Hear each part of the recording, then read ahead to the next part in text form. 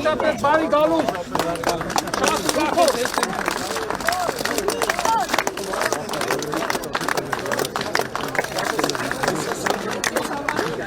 Արագած համայնքի հարգելի բնակիչներ, ողջունում եմ բոլորիդ եւ ես խնդրում եմ, որ մենք մեր այսօրվա հանդիպումը սկսենք Արագած համայնքի բնակիչ 44-օրյա պատերազմի ընթացքում զոհված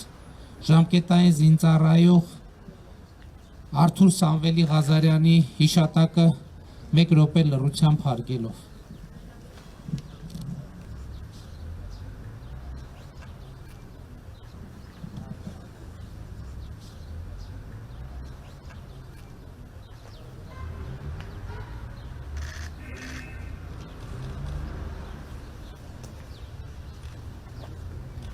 Շնորհակալ եմ շատ։ Հարգելի ներկաներ, ինչն է մեր այսօրվա այցի նպատակը։ Մեր այսօրվա այցի նպատակը զրույցն է, զրուցելը ձեզ հետ, որովհետև մենք բոլորս անցել ենք շատ դաժան մի փորձության միջով եւ պետքա օգնենք իրար, կիսվենք իրար հետ, որպեսզի կարողանանք վերականգնել հույսը, որպեսզի կարողանանք վերականգնել հավատը, որպեսզի կարողանանք վերականգնել վստահությունը ապագայի նկատմամբ։ Առաջին հարցը իհարկե, որին պետքա պատասխան տրվի, հետևյալն է. ինչու ընկան մեր նահատակները, հանուն ինչի։ Եվ էլի ուզում եմ ընդգծել, որ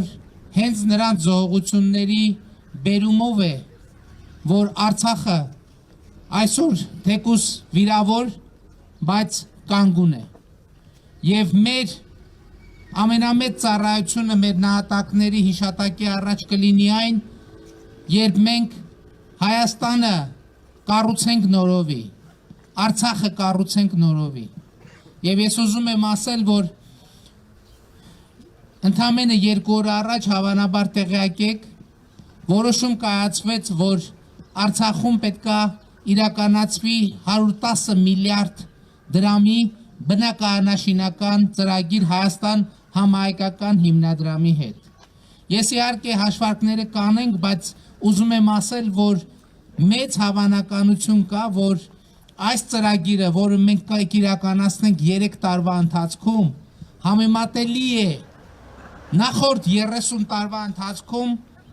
հիմնադրամի կողմից Արցախում իրականացված բոլոր ծրագրերի հետ եւ չի բացառվում, որ ավելի մեծ է։ Ես ձեզ մի այսպիսի վիճակագրություն բերեմ։ Ուրեմն մինչև 2020 թվականը ներառյալ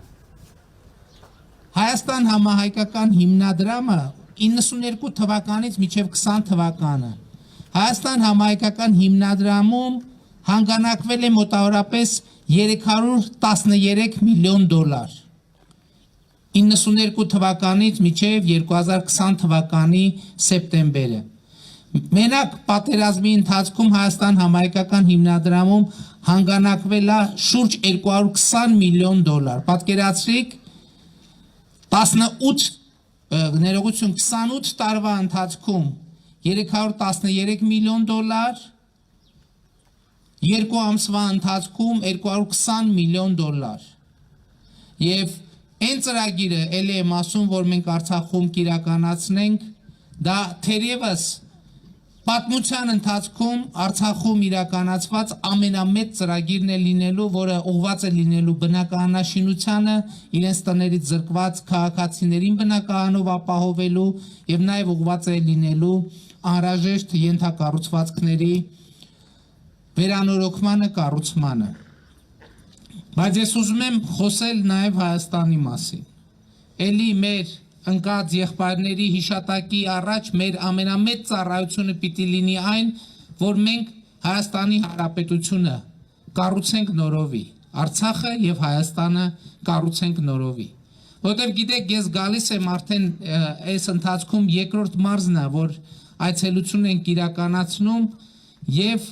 անցնում եմ այս գյուղական համայնքների միջով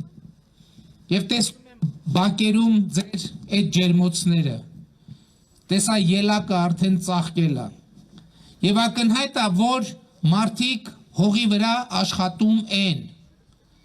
Բայց գյուղի, համայնքի փողոցները տեսնելով, տները տեսնելով, հասկանում են, որ այդ աշխատանքը բարեկեցության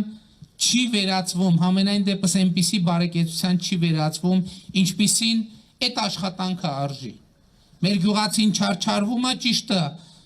հաճախ ծայրը ծայրին հասցնում է, շատ հաճախ ծայրը ծայրին չի հասցնում։ Ինչն է պատճառը, որ մենք այսքան աշխատում ենք, այսքան աշխատել ենք, բայց բարեկեցությունը այնուամենայնիվ չի ստեղծվել։ Այս հարցի շուրջ մենք պետք է շատ մտածենք։ Եվ մեր մեծագույն խնդիրը պետք է լինի մեր երկրի անվտանգությունը եւ բարեկեցությունը ապահովելը։ Եվ կառավարության խնդիրը պետք է լինի մեր երկրի անվտանգությունը եւ բարեկեցությունը ապահովելը։ Եվ մենք պետք է կենտրոնանանք այս խնդիրը լուծելու համար։ Պատերազմի արդյունքների հետևանքների մասով ես ելի ուզում եմ ընդգծել, որ մեր ժողովուրդը 30 տարվա ընթացքում անվտանգությանը բանակին տվել է ամեն ինչ, բացարձակապես ամեն ինչ։ 30 տարվա ընթացքում դուք կրել եք բազմաթիվ զրկանքներ, հանուն անվտանգության, հանուն բանակի, հանուն Արցախի։ Եվ այդ առումով ուզում եմ ասել, շատ կարևոր եմ համարում, որ պատերազմի հետևանքով ձեզնից որևէ մեկը իրեն պարտված չզգա։ Շատ կարևոր է եւ մեր ժողովուրդը իրեն պարտված չզգա։ Ես ասել եմ, որ այդ պարտության պատասխանատվությունը ամբողջությամբ ես վերցնում եմ ինձ վրա։ Ինչքան էլ դա ծանր է, դաժան է, այո, պարտությունը թող ինձ լինի, բայց հաղթանակը պետքա ձերը լինի։ Որովհետեւ ես հավատում եմ, որ հայ ժողովուրդը իր բարեկեցության, անվտանգության, երջանկության համար պայքարում պիտի հաղթի։ Բոլոր են հաղթանակները, որ այս 30 տարվա ընթացքում մենք կրել ենք այդ հաղթանակները, ժողովրդինն է, ձերն է, ձեզնից յուրաքանչյուրինն է, եւ այդ զրկանքները, որոնք դուք կրել եք այդ հաղթանակի ամենամեծ վկայությունն է։ Պարտությունները, որ կրել ենք մենք, այդ բոլոր պարտությունները ես վերցնում եմ ինձ։ Բայց ես ուզում եմ, սա ասում եմ ոչ թե որպես կարգախոս, ես ուզում եմ, որ այս ամեն ինչի արդյունքում մենք որոշենք մեր անելիքները, թե ինչ պետք է մենք անենք։ Այսօր տեսեք ինչ խնդիր կա։ 21-րդ դարում մեր գյուղացին միջև այսօր ինքը բախվում է կարկուտի, ցրտահարության, ամենատարբեր բաների հետ։ 21-րդ դարում մարդիկ այլևս կարկուտը, ցրտահարությունը ընդհանրապես պրոբլեմ չեն։ Երաշտը, որովհետև 21-րդ դարում գյուղատնտեսության մեջ կա այնքան գիտելիք, որ մարդիկ ոչ թե մտածում են, թե իրանք ինչքան բերք պիտի ստանան տեսնեն, իրանք պլանավորում են, թե ինչքան բերք ստանան։ Եվ դա ունի մի անուն, ինտենսիվ գյուղատնտեսություն։ Եվ մեր խնդիրն է, որպեսզի մենք մեր երկրի վարելահողերի շատ մեծ մասը դնենք ինտենսիվ գյուղատնտեսության տրամաբանության ներքո։ Այսօր Արմավիրի մարզում կա շուրջ 40,000 հեկտար վարելահող։ 40,000 հեկտար վարելահողից 14,000 հեկտարը ընդհանրապես չի մշակվում։ Իսկ ընդհանրապես, եթե մենք նայենք հանրապետության վիճակագրությունը ջրվող հողերի, ոռոգվող հողերի, մեր հանրապետության հողերի 74%-ը չի ոռոգվում, այսինքն անջրդի է, պատկերացնում եք 74%-ը։ Մեր եթե այս նույն վիճակագրությունը հələ Արմավիրի մարզի միջայլոց ամենակիչ չմշակվող հող ունեցող մարզերից է։ Եթե չեմ սխալվում, նույնիսկ ամենակիչը։ Բայց եթե մենք վիճակագրությունը նայենք մեր երկրի մշակվող եւ չմշակվող հողերի, մենք ինչ վիճակագրություն ունենք։ Մեր երկրում 444,000 հեկտար վարելահող կա, այդ 444,000 հեկտարից 216,000 հեկտար, այսինքն 49% ընդհանրապես չի մշակվում։ Սա շատ կարևոր վիճակագրություն է, ինչ պետք է մենք անենք։ Եվ չի մշակվում նաև այն պատճառով, որ մեր երկրի այս հողերի 74%-ուն ջուր չի հասնում, ոռոգման ջուր չի հասնում։ Ինչ պետք է մենք անենք, մենք պետք է այս 216,000 հեկտարը դնենք մշակման եւ ոռոգման տակ։ Մենք խնդիր պետք է դնենք, որ մեր երկրում վարելահողին ջրի հասանելիության մակարդակը պետք է հասնի 90 եւ ավելի տոկոսի։ Մեր երկրում իմիջայլոց մենք շատ լարվում ենք գլոբալ ջերմացման հետ կապված, բայց մեր երկրում ջրի պրոբլեմ չկա։ Մեր երկրում կա ջրի կուտակման պրոբլեմ։ Ամեն տարի մեր լեռներում 7 միլիարդ խորանարդ մետր ջուր է ձևավորվում, գնում է լցվում է գետերը։ Եվ մենք, եթե այդ ջրերը կուտակենք, մեր երկրում այս վիճակագրությունը չի լինի։ Մեր երկրում չի լինի 216,000 հեկտար չմշակվող հող։ Մեր երկրում ընդհանրապես չպետք է լինի չմշակվող հող։ Այս հողերը պետք է մշակվեն։ Բայց այդ ամբողջ ջուրը մենք մեր հողի համար պիտի չօգտագործենք, որովհետև մենք ավանդական ոռոգումից պետք է անցնենք կաթիլային ոռոգման։ Այդ մնացած ջրերը հիմա շատ է խոսվում այն մասին, որ ջուրը 21-րդ դարի նավթն է։ Հիմա ես խոսեմ այն մասին, որ մենք 21-րդ դարի երկու ամենակարևոր նավթերից շատ հարուստ ենք։ Մեր բարդույթները միշտ ձևավորվել են նրանից, որ մենք նավթ չունենք։ Հիմա դարը փոխվում է։ Մենք հիմա երկու ամենակարևոր նավթը ունենք։ Մնում է, որ ճիշտ օգտագործենք այդ երկու ամենակարևոր նավթերը։ Ինչ նկատի ունեմ։ Մենք պետք է կաթիլային ոռոգումով անցնենք ավանդական ոռոգումից կաթիլային ոռոգման։ Իսկ մնացած ջուրը մենք պետք է այո, պետք է նաև ջրի արտահանման մեթոդներ մշակենք, ձևեր մշակենք, որովհետև աշխարհում ջրի դեֆիցիտը գնալով ավելի մեծանալու է։ Երկրորդը, ճիշտ է, մենք հիմա գյուղատնտեսական ապահովագրություն ենք մտցրել, որ կարկուտից, ցրտահարությունից ապահովագրություն ենք մտցնում։ Բայց մյուս կողմից մենք պետք է հակակարկտային ցանցերը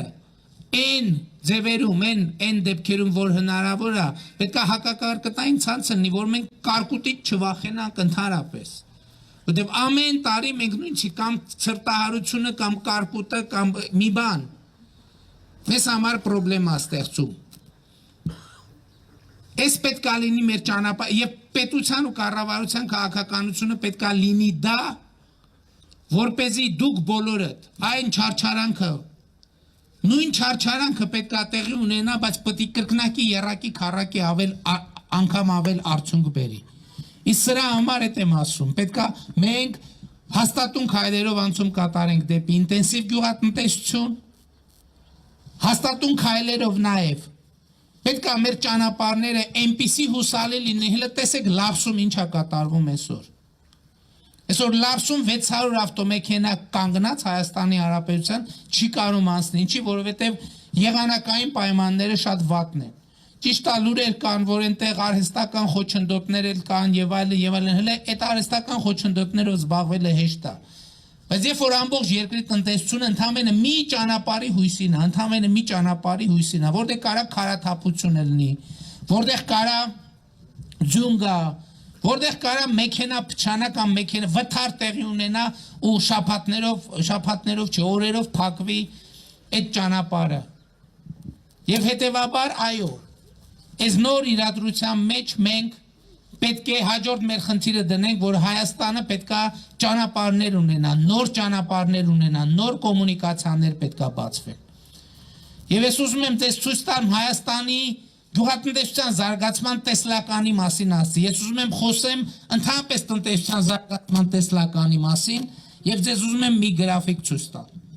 Այս գրաֆիկը վերջին 20 տարվա ընթացքում, 21 տարվա ընթացքում պղնձի միջազգային գներն են։ Այսինքն դուք տեսնում եք, որ պղնձի միջազգային գինը 2000 թվականից այս կողմ մոտավորապես 6-7 անգամ աճել է։ Հայաստանը պղնձի պաշարներով ամենահարուստ երկրներից մեկն է աշխարհում։ Ամենահարուստ երկրներից մեկը։ Եվ շատերը ասում են, որ պղինձը երկրորդ նավթն է 21-րդ դարի։ Եվ ակնհայտ է, որ պղնձի գները 21-րդ դարում լինելու են չափազանց բարձր, որովհետև էլեկտրոմոբիլների մեջ ամենաշատը օգտագործվում է, ամենակարևոր կոմպոնենտներից մեկը, որ օգտագործվում է շարժիչների մեջ, պղինձն է։ Բայց մենք նույնիսկ այդ հարստությունը, ինչպես ջուրը, այնպես էլ պղինձը մենք չենք կարողանում ամբողջությամբ օգտագործել, որովհետև մենք այսօր հանքաքար ենք արտահանում հիմնականում։ Բայց մենք պետք է խնդիր դնենք, որպեսզի Հայաստանում սահմանափակենք արդյունքում միջնաժամկետ հեռանկարում ընդհանրապես արգելենք հանքաքարի արտահանումը եւ Հայաստանից հնարավոր լինի արտահանել միայն պղնձի պատրաստի արտադրանք։ Իսկ սրա համար ինչա պետք մեզ? Սրա համար մեզ պետք է երկաթուղի։ Ինչի է պետք երկաթուղի, որովհետև պղնձի ձուլման համար ընթացքում ձևավորվում է մեծ քանակի ծծմբական թթու, որը երկրից արտահանել, դուրս բերել, չենք կարող մենք այդ ծծմբական թթուն կուտակել։ Ինքը նույնպես ապրանք է, իսկ իր արտահանման համար պարտադիր պետք է երկաթուղի։ Եթե Հայաստանում լինում է պղնձի ջուրարան, սա ինչ է նշանակում? Որ գնացել են գավառ, ժողովուրդը ինչ էր ասում, ասում էր այ գավառի կաբելի գործարանը պետք է աշխատացնել։ Գավառի կաբելի գործարանը հնարավոր չի աշխատացնել առանց երկաթուղու եւ հնարավոր չի աշխատացնել առանց պղնձի։ Երբ որ մենք ունենանք երկաթուղի եւ երբ որ մենք ունենանք պղինձ որպես մետաղ, որպես հումք, ոչ թե հանքաքար, անխուսափելիորեն մեր հաջորդ խնդիրը պետք է լինի, որ այդ պղինձը Հայաստանում այնքան մշակվի, այնքան աշխատատեղ ստեղծի, որ այո գավառինն էլ աշխատի, այն մյուս տեղերի նոր գործարաններ բացվեն, եւ սա պետք է լինի մեր պատկերացումը։ Եվ հետեւաբար, եթե այդ պատերազմյան շրջանում մեզ հաջողվի հասնել նրան, որ երկաթուղիները բացվեն, սա նշանակում է, որ մենք կունենանք հնարավորություն մեր ունեցած 21-րդ դարի երկրորդ նավթը շատ արդյունավետ օգտագործել։ Բայց այստեղ մենք պետք է գնանք որոշակի լուծումների, որտեղ գիտեք, որ մեր երկաթուղիները մասնավորապես դեպի Իրան եւ դեպի Ռուսաստան անցնում են Ադրբեջանով։ Եվ մենք պետք է այստեղ հասկանանք, որ չի կարող լինել այնպես, որ մենք իրանց տարածքով ճանապարհ ստանան, իրանք մեր տարածքով ճանապարհ չստանան։ Եվ այստեղ մենք այո պետք է կայացնենք նաև որոշումներ, որ մենք փոխադարձաբար այդ ճանապարհներից պետք է օգտվենք։ Եվ ընդհանրապես կարծում եմ, որ մենք տարածաշրջանի նկատմամբ մեր հայացքը, մեր դիտանկյունը որոշակի պետք է փոխենք։ Ես այդ բարդ նախադասությունը ասում եմ եւ իրոք այդ նախադասության շուրջ մենք պետք է մտածենք։ Այո, ասված է եւ գիտենք, որ մենք տարածաշրջանում ունենք թշնամիներ։ Բայց ի վերջո եկեք արձանագրենք, ինչքան մենք ենք համարում թշնամի, այնքան էլ մեզ են համարում թշնամի։ Էլի ինչքան մենք ենք շատ համարում թշնամի, մեզ այնքան շատ են համարում թշնամի։ Ինչքան մեզ շատ են թշնամի համարում, մենք այնքան ավելի շատ ենք թշնամի համարում։ Եվ մենք այս իրավիճակի մասին պետք է մտածենք։ Որովհետև մենք տարածաշրջանում պետք է ստեղծենք Հայաստանի շուրջ որոշակի բարենպաստ միջավայր։ Իսկ որպեսզի Հայաստանի շուրջ բարենպաստ միջավայր կարողանանք ձևավորել, պետք է մենք էլ կարողանանք փոխել մեր դիտանկյունը տարածաշրջանի նկատմամբ, բայց տարածաշրջանն էլ պետք է փոխի իր դիտանկյունը մեր նկատմամբ։ Եվ այստեղ առաջնային հարց է գալիս անվտանգության հարցը։ Գիտեք ըստ էության, երբ որ ես ասում եմ 30 տարվա ընթացքում դուք բոլոր զոհողությունները արել եք, դուք այ բոլորդ, երեխեքը, մեծերը, տարիքավորները, բոլոր զոհողություններն արել եք հանուն անվտանգության։ Բայց մենք մի իրողության առաջ ենք կանգնած, որ մենք 30 տարի պատրաստվել էինք դիմակայել այն սպառնալիքները անվտանգային, որ գալիս են Ադրբեջանից։ Բայց մենք 2020 թվականին բախվեցինք մի իրավիճակի հետ, երբ որ Հայաստանի դեմ կռվում էին միանգամից Ադրբեջանը, Թուրքիան, վարձկանները, Պակիստանը։ Եվ սա էր իրողությունը, եւ սա ակնհայտ իրողություն է, եւ այլևս մենք պետք է հասկանանք, որ մեր անվտանգային մասշտաբները փոխվել են։ Եվ հետեւաբար մենք այդ անվտանգային սպառնալիքներին դիմակայելու նոր բանաձևեր պետք է գտնենք։ Եվ այդ անվտանգային սպառնալիքներին դիմակայելու ամենակարևոր բանաձևը իմ կարծիքով հայ-ռուսական համատեղ զորախումբն է, որը արդեն գոյություն ունի Հայաստանի Հանրապետությունում։ Դուք գիտեք, որ Հայաստանում գոյություն ունի համատեղ զորախումբ։ Եվ իմ կարծիքով մենք պետք է առաջիկա մեր անելիքներում, քննարկումներում, բանակցություններում մտածենք հայ-ռուսական համատեղ զորախումբը տարածաշրջանային անվտանգության կարևորագույն բաղադրիչ որպես ավելի ուժեղացնելու ուղղությամբ։ Բայց մյուս կողմից սա չի նշանակում, թե մենք պետք է անընդհատ պատրաստվենք նորանոր պատերազմների։ Ընդհակառակը, սա մենք պետք է օգտագործենք տարածաշրջանի նկատմամբ մեր դիտանկյունը փոխելու եւ տարածաշրջանին օգնելու համար, որ իրենք էլ մեր նկատմամբ իրենց դիտանկյունը փոխեն։ Եվ մենք պետք է այնպես անենք, որ այս ջերմոցները, որ ձեր բակերում կան,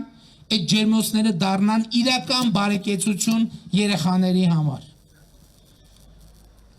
Գյուղատնտեսությունը, գիտեք, այստեղ գալուց առաջ ես մի այսպիսի տեղեկատվություն եմ հավաքել։ Օրինակ, եւ երեխաները պետք է, հատկապես երեխաները դրա մասին իմանան։ Այսօր գիտեք, որ Հայաստանում կան բազմաթիվ ինտենսիվ այգիներ, որոնք այդ ինտենսիվ այգիներում ամենատարբեր մշակաբույսեր են աճացնում։ Ժողովուրդ, ուրեմն այդ բոլոր ինտենսիվ այգիներում կան խորհրդատուներ օտարերկրացի, որոնք օգնում են աճացնել ոնց է պետք մշակել այդ բույսերը։ Գրեթե բոլոր ինտենսիվ այգիներ այդ լուրջ ընկերություններում կան օտարերկրացի խորհրդատուներ։ Եվ ես հետաքրքրվեցի, թե իրանք ինչքան աշխատավարձ են ստանում։ Երեք ինձ հաշվետվություն են բերել, կան դեպքեր, երբ որ խորհրդատուները մեկ օրվա աշխատանքի համար ստանում են 1000 կամ 2000 եվրո։ Մեկ օրվա աշխատանքի համար, պատկերացնում եք։ Ես այդ որ թղթերը բերեցին, ասեցի դուք համոզված եք, որ այս տեղեկատվությունը ճիշտ է։ Նրանք մասնագիտությամբ գյուղատնտես են, ագրոնոմ։ Բայց նրանք օրվա համար ստանում են 2000 եվրո, 1000 եվրո, 1500 եվրո եւ տարվա ընթացքում իմիջայլոց մի ընկերության հետ աշխատում են 15-20 օր։ Այն մնացած 365 օրը,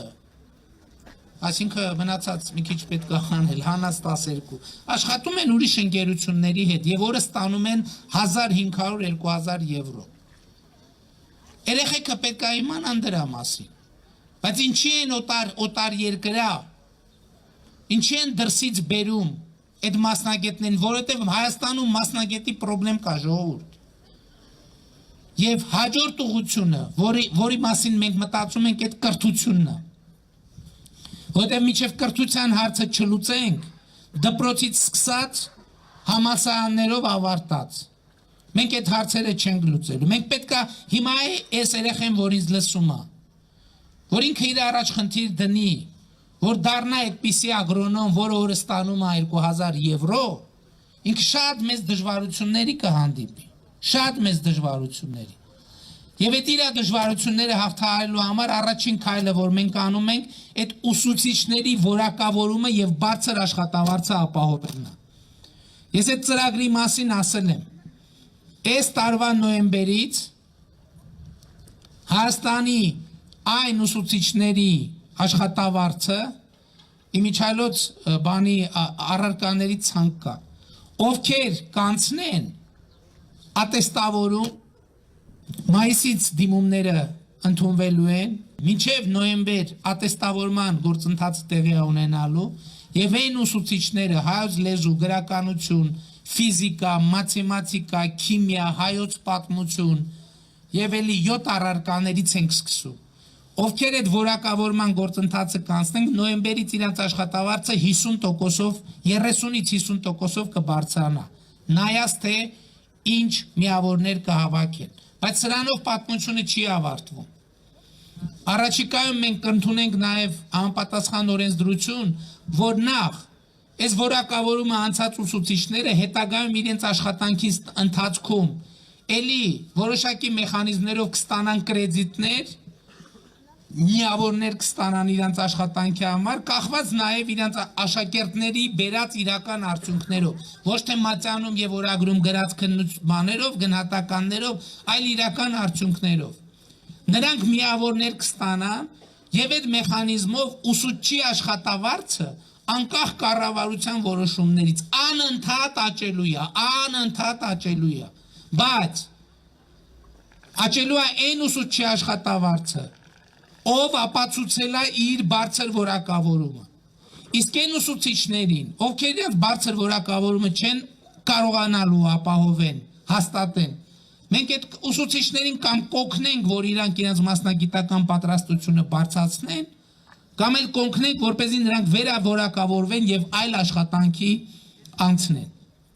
Եվ այսպես մի քանի տարվա ընթացքում մենք համոզված կլինենք, որ մեր դպրոց 3-4 տարվա ընթացքում մեր դպրոց մտնում են միայն բարձր որակավորում ունեցող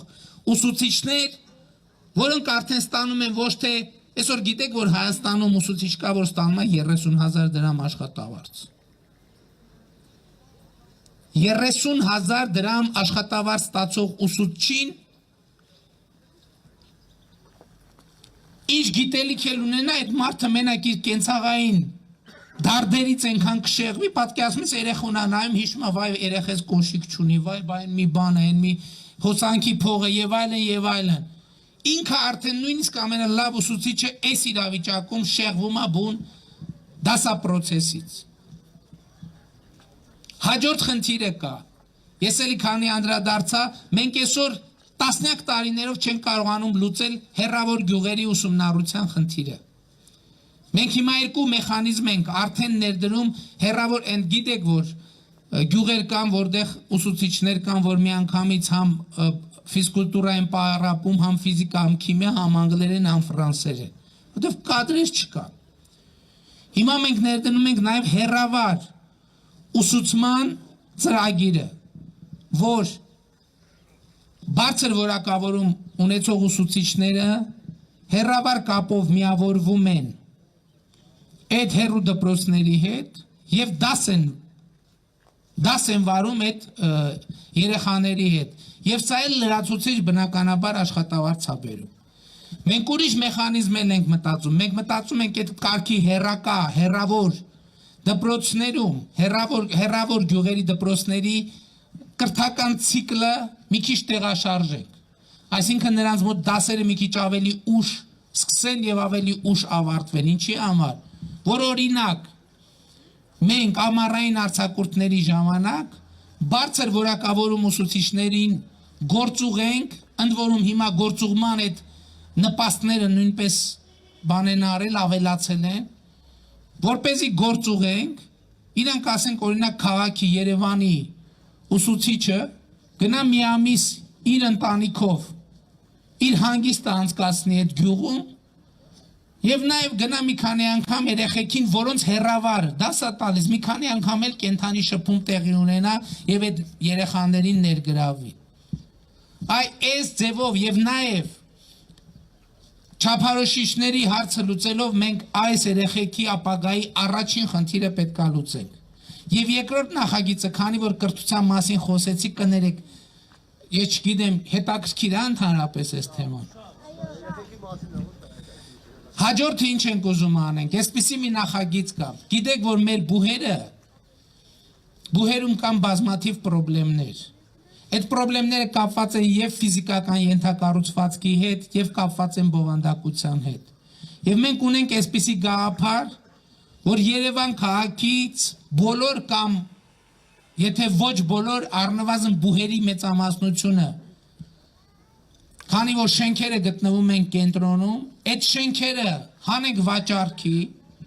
ձևավորված գումարներից Երևանից դուրս կառուցենք քաղաք, որը կլինի բուհական ակադեմիական քաղաք, որտեղ կենտրոնացած կլինի մեր գիտական, դասախոսական պոտենցիալը, եւ այս երեխեքը այդ բարեփոխված դպրոցից հնարավորություն ունենան գնալ այդ բարեփոխված բուհական համակարգ։ Այսօր մեր բուհերում նույնիսկ ասում եմ բան չկա, շենքային պայմանները արդեն չեն համապատասխանում 21-րդ դարի չափանիշներին, որ այս երեխեքը գնան այնտեղ այդ կրթությունը ստանան եւ հնարավորություն ունենան, որ հենց Հայաստանում այդ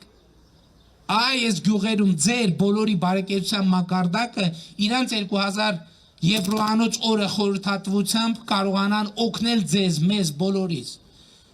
որպեսզի մենք մեր բարեկեցությունը կարողանանք ստեղծել։ Ես ինչ եմ ասում սա, ես ուզում եմ, որ մենք պատերազմի հետևանքների այս իրադրությանը նույնպես նայենք, փորձենք նայել նաև ուրիշ հայացքով։ Ես այսօր գրում եմ եւ մեր բոլոր նահատակների 44-օրյա պատերազմի նահատակների գերեզմանների առաջ ծնկի եմ գալիս։ Եվ մենք մեր հարգանքի մեծագույն տուրքը պետքա մատուցենք, մենք ներողություն պետքա խնդրենք նրանցից,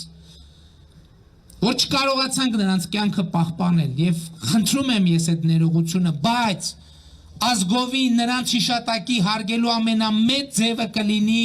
այն, եթե մենք ունենանք իսկապես բարեկեցիկ Հայաստան, իսկապես բարեկեցիկ Արցախ, իսկապես անվտանգ բարեկեցիկ եւ երջանիկ։ Ես այսօր ձեր գյուղի փողոցներով որ անցնում էի, ընդ որում մենակ ձեր մոտ չամբողջ Հայաստանն ատեն ժողովուրդ։ 21-րդ դարում ինչի պիտի մենք ունենանք փողոցներ, որոնք դեռևս կամ ասֆալտապատված չեն, կամ սալիկապատված չեն։ Սա մեզ պետք է ազդակ լինի, որ մենք երևի այնուամենայնիվ ինչ որ բան սխալ ենք արել եւ մենք առաջինը պետք է մեր սխալները ուղղենք։ Բայց ես ուզում եմ ձեզ հետ խոսել նաեւ յետպատերազմյան մի շատ կարևոր ձեռքբերման մասին։ Նոյեմբերի 9-ից հետո դուք գիտեք ինչ իրադարձություններ են տեղի ունեցել Հայաստանի Հանրապետությունում։ Եղել են հարձակումներ, եղել է ընդհուպ բաց հրապարակային ահաբեկչության քարոզ, եղել է ամենասուր եւ շարունակում ամենալ ատելության խոսք, եղել է շատ էմոցիոնալ վիճակ եւ ըստ էության արդեն 5-րդ ամիսը այս իրավիճակը շարունակվում է, բայց ես ուզում եմ ձեր ուշադրությունը հրավիրել մի փաստի վրա, որը կարծում եմ աննախադեպ է համաշխարհային պատմության մեջ։ Այս ընթացքում Հայաստանի Հանրապետությունում այս համատեքստում մի հատ կրակոց չի հնչել, մի հատ։ Դուք պատկերացնում եք, մենք այս ամեն ինչի միջով անցել ենք ու մի հատ կրակոց մինչև այսօր չի հնչել։ Սենց բան աշխարհի ոչ մի երկրում չէր կարող լինել եւ չի եղել։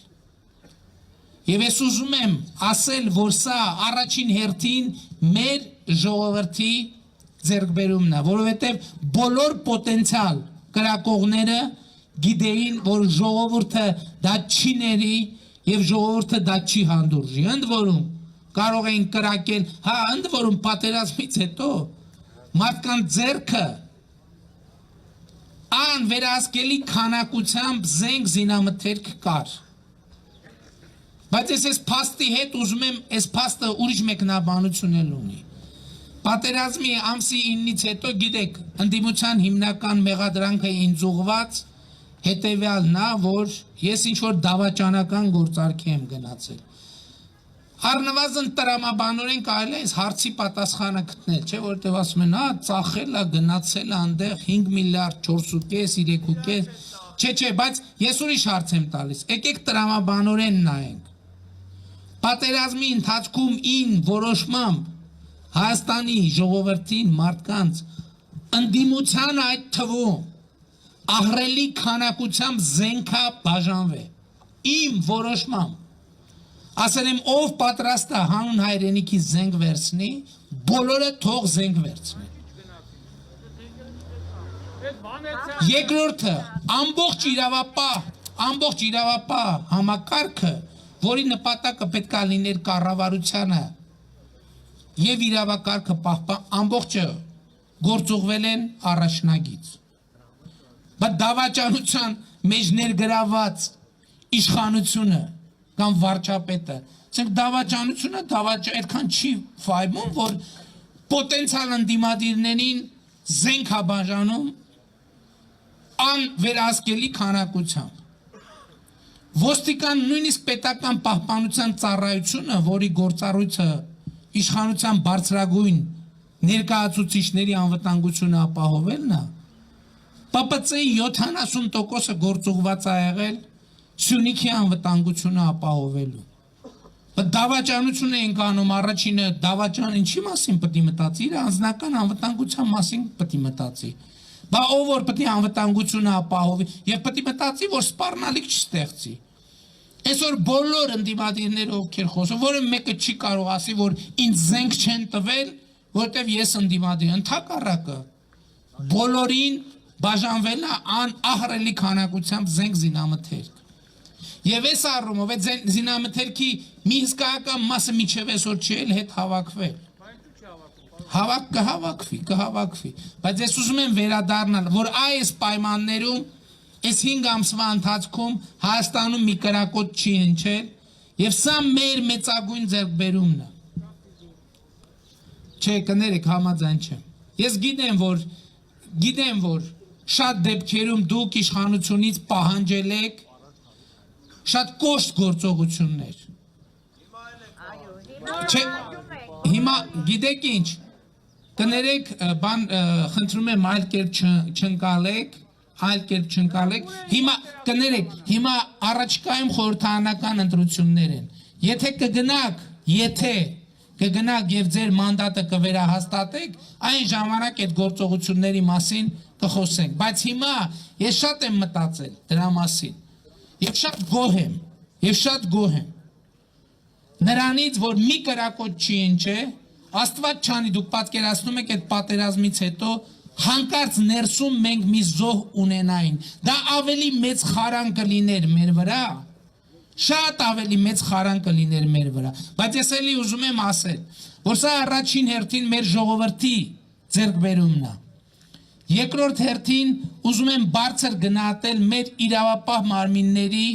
գործունեությունը ոստիկանության ազգային անվտանգության ծառայության պետական պահպանության ծառայության գործունեությունը որովհետև եղել են իրավիճակներ որ այո կարող էր իրավիճակը ընդհանրապես հսկողությունից դուրս գալ բայց այնուամենայնիվ մեզ իրար հետ հաջողվել է պահել իրադրությունը հսկողության տակ բայց ես ուզում եմ ասել նաև որ այս իրավիճակը նաև մեր ընդդիմության ձեռքբերումն է ինչ էլ ասենք շատ կարևոր է որ մենք այս պահերը շեշտենք եւ ես ուզում եմ նաև բարձր գնահատել ընդդիմության այդ մոտեցումը իհարկե շատ կարևոր է եղել որ ժողովրդի դիրքորոշումը հստակ է եղել շատ կարևոր է եղել որ իրավապահ համակարգի պահվածքը հստակ է եղել բայց կարևոր է եղել նաև որ ընդդիմությունը չնայած երբեմն ահաբեկչության ուղիղ կոչերին բայց այնուամենայնիվ մեր ընդդիմությունը նույնպես գծեր չի անցել եւ ես ուզում եմ բարձր գնահատեմ ընդդիմության նաև ընդդիմության այդ պահվածքը եւ ուզում եմ հույս ու համոզմունք հայտնել որ առաջիկայում մենք կգնանք այդ ճանապարհում Հայաստանում հոկտեմբերի 27-ների էջերը փակված են չի լինելու Հայաստանում հոկտեմբերի 27 Հայաստանում մարտի 1 չի լինելու այլևս այո Հայաստանը ժողովրդի իշխանության երկիր է եւ կներեք բոլոր հարցերի պատասխանը պետքա տա ժողովուրդը բոլոր հարցերի պատասխանը պետք է տա ժողովուրդը եւ ժողովրդի ազատ կամ արտահայտմանը որևէ մեկը չպետք է փորձի խոչընդոտի առաջիկայում նշանակված է հունիսի 20-ին արտահերթ խորհրդարանական ընտրություններ ինչի մասին են այդ ընտրությունները ժողովուրդ այդ ընտրությունները դրա մասին է որ դուք պետք է որոշում կայացնեք անցյալի եւ ապագայի վերաբերյալ դուք պետք է գնահատական տաք անցյալին եւ դուք պետք է որոշում կայացնեք ապագայի վերաբերյալ եւ մենք այո առաջիկայում ես հրաժարական եմ տալու ապրիլին ինչու ոչ թե հրաժարական եմ տալու գնալու այլ հրաժարական եմ տալու որպեսզի տեղի ունենան արտահերթ խորհրդարանական ընտրություններ այդ ընթացքում շարունակելով լինել վարչապետի պարտականությունները կատարող Եթե դուք կվերահաստատեք ձեր մանդատը, ես մեր թիմը կշարունակենք ծառայել ձեզ շատ ավելի լավ, քան նախկինում։ Եթե չեք վերահաստատի, մենք խոնարհաբար իշխանությունը կփոխանցենք նրան, ում դուք կընտրեք։ Եթե դուք կընտրեք գելերին ձեր ընտրությունն է, մենք ինչ կարանք անենք։ Եվ որպես ամփոփում որ չի կարող այդպես լինել, չի կարող։ Ես այս ամեն ինչը դրա համար էի պատմում, որ չի կարող լինել։ Եվ որպես ամփոփում ուզում եմ ժողովուրդ ջան, ներողություն խնդրել այն բոլոր հիասթափությունների համար, որ այս ընթացքում մենք ձեզ պատճառել ենք։ Հավատացեք, դա մեզ համար ամենամեծ ցավն է եւ ամենամեծ խնդիրն է եւ ես հույս ունեմ որ դուք իսկապես մեզ կներեք եւ եթե մեզ տակ նոր շանս մենք խոնարհաբար կծառայենք ձեզ մենք սխալվել ենք շատ հարցերում բայց մենք ձեզ չենք խաբել այդ մի բանում կարող եք վստահ լինել եւ այդ է պատճառը իմիջայլոց որ մենք այսքանից հետո դեռ կարողանում ենք ձեր առաջ կանգնել ձեր աչքերի մեջ նայել եւ խոսել եւ դուք էլ դեռ լսում եք շնորհակալ եմ ես ձեզ դրա համար շնորհակալ եմ ձեզ դրա համար եւ ուրեմն սիրում եմ բոլորիդ հպարտանում եմ բոլորով եւ խոնարհվում եմ բոլորիդ առաջ եւ դուք կհաղթեք մենք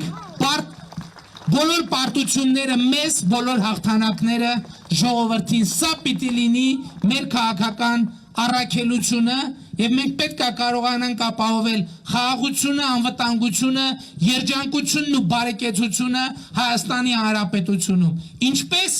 ես իմ ելույթում փորձեցի հենց դա նկարագրել մանրամասն։ Շնորհակալ եմ շատ ժողովուրդ ջան, խոնարհվում եմ բոլորիդ։